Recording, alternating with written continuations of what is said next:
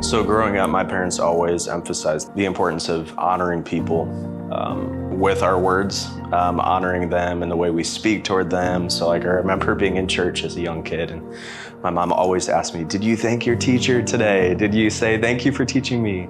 Or the pastor or whatever. So I remember when I was in 5th or 6th grade, Pastor Matt was the 56 pastor leader. And I was one of his students, and I forgot to thank him for teaching me that morning, that Sunday morning. And I went out to my car, and my mom picked me up, and she's like, did you thank Pastor Matt? And I said, oh, I think I forgot. So she sent me back in, I thanked him, and then came back out. So it was always like, make sure you honor people. But behind closed doors, I wasn't always honoring. And I was kind of a troublemaker, actually. So like my mom always talks about this, like I was so well behaved in church, but behind closed doors, I would get angry and I would have a temper and I would not do chores on time and stuff like that. So that's really something that the Lord helped me with in my sanctification journey. Over time, that's something that I've realized is it's not me being honoring, it's Christ in me, right? Like Paul says, it's not I who live, but Christ who lives in me. So that's something that I've tried to embrace, growing and maturing in my walk and my faith. But my parents for sure really instilled that in me. So as a worship leader, I would say that, or any person who is on a platform, there can always be a temptation to make it about me, about us, right? As the people leading the church, as the people who are having influence over the people. But it's important to know that we are here to honor Christ.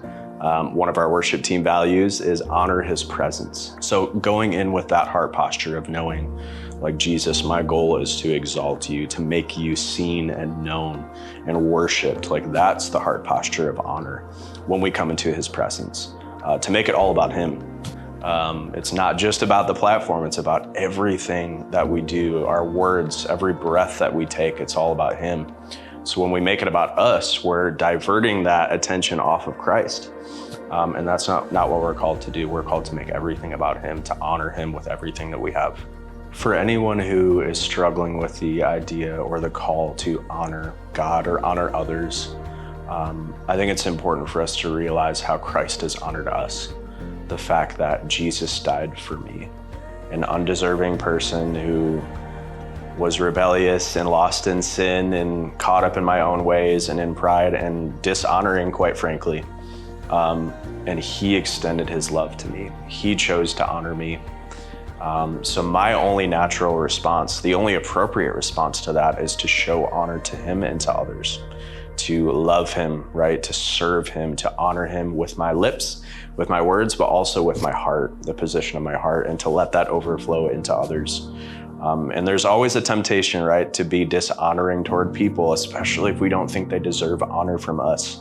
But Christ has called us to more. He's called us to honor. He's called us to put others before ourselves and to allow his love to overflow out of us into those around us.